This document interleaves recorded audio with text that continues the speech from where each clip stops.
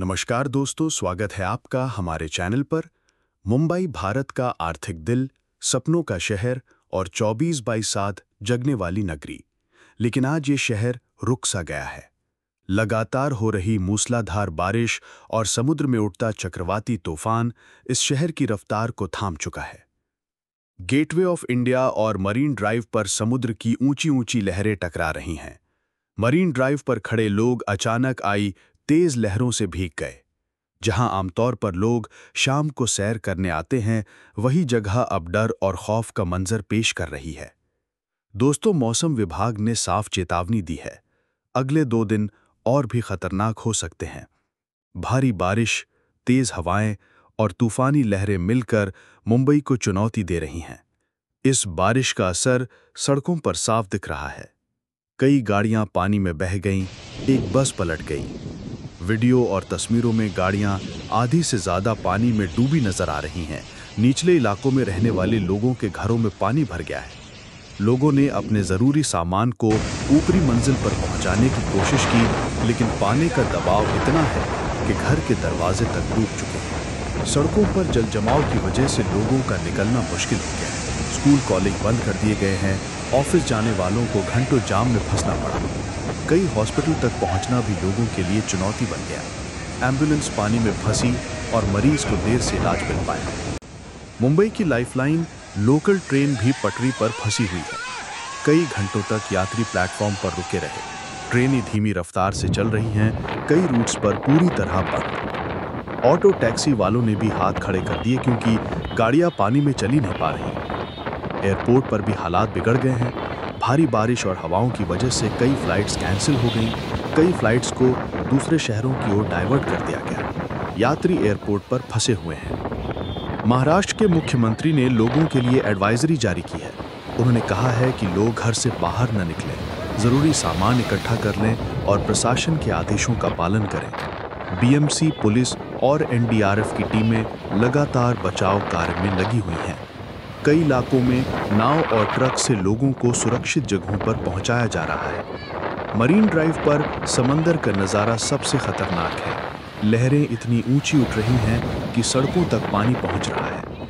कुछ लोग वीडियो बनाने के लिए रुक गए, लेकिन पुलिस ने उन्हें हटाया। मुंबई पुलिस ने साफ कहा है कि समुद्र के किनारे जाना जानलेवा साबित हो सकता है। दोस्तों, ये पहली बार नहीं है। मुंबई ने पहले भी ऐसी आपदाओं का सामना किया है। आपको याद होगा 2005 की बाढ़, जब पूरा शहर ठहर गया था। सैकड़ों लोग उस बारिश में अपनी जान गंवा बैठे थे। 2017 में भी भारी बारिश ने ऐसा ही हाल किया था। आज फिर वही तस्वीरें देखने को मिल रही हैं। लेकिन फर्क सिर्फ इतना है कि आज लोग सोशल मीडिया पर तुरंत अपडेट दे रहे हैं। कहीं से मदद की पुकार आ रही है, कहीं से इंसानियत की मिसाल। कई लोग अपनी गाड़ियों में फंसे अजनबियों को घर ले गए, तो किसी ने खाने पीने का सामान ज़रूरतमंदों तक पहुंचाया।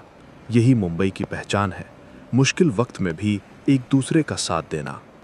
घर के अंदर भी मुश्किलें कम नहीं हैं। कई जगह बिजली चली गई है, नेटवर्क काम नहीं कर रहा। लोगों ने अपने मोबाइल चार्ज करने के लिए जनरेटर का सहारा लिया। बच्चे खिड़कियों से बाहर झांककर डरते हुए हालात देख रहे हैं। बुजुर्ग दुआ कर रहे हैं कि ये संकट जल्दी टल जाए।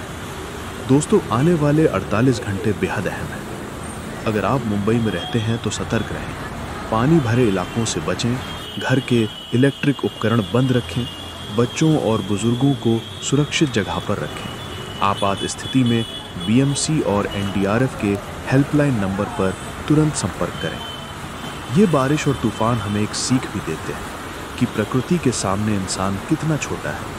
हम अक्सर कहते हैं कि मुंबई कभी नहीं रुकती, लेकिन आज ये बारिश हमें दिखा रही है कि हमें भी रुककर सोचने की ज़रूरत है। तो दोस्तों, ये थी मुंबई की बारिश और चक्रवात की ताज़ा तस्वीर। हमारी दुआ है कि हालात जल्द सुधरें और ये शहर फिर से अपनी तेज़ रफ्तार ज़िंदगी में लौट आए। आप सुरक्षित रहें, अपने परिवार का ख्याल रखें और दूसरों को भी सावधान रहने की सलाह दें। अगर आपको ये वीडियो जानकारीपूर्ण लगा तो प्लीज़ लाइक, शेयर और सब्सक्राइब करना बिल्कुल ना भूलें। घंटी का बटन दबाइए ताकि हमारी अगली अपडेट सबसे पहले आप तक बीएमसी का पहुंचे। डिजास्टर मैनेजमेंट सेल है, उनसे भी बातचीत की है और उन्होंने ये कहा है कि उनके पास वाटर लॉगिंग की कुछ कंप्लेंट्स है और विशेष रूप से कुछ झाड़ गिरने की कंप्लेंट्स उनके पास आई है जिसको वो एड्रेस कर रहे हैं। साथ ही में मैंने जो मुंबई पुलिस है उससे भी हॉटलाइन से बात की है। करीब 25 जगह पर उनको ट्रैफिक जाम ये वाटर लॉगिंग के कारण हुआ है, जैसे उनको ट्रैफिक डाइवर्ट करना पड़ा है। हमने लोगों को भी ये इत्तला दिया है कि लोग जितनी जल्दी हो सके अपने घरों की ओर लोग जाए। मंत्रालय में भी हमने लोगों को ये सूचित किया है कि वो जल्दी जा सकते हैं। कई ऑफिसरों को भी ये कहा है कि वो जल्दी जा सकते हैं और कुल मिलाकर इस परिस्थिति के ऊपर हम लोगों ने ध्यान रखा हुआ है। अभी और भी वेदर अलर्ट जो आ रहे हैं उसका भी विश्लेषण किया जा रहा है और उसके आधार पर लोगों को एडवाइजरीज जो है वो दी जाएगी और पूरी तरीके से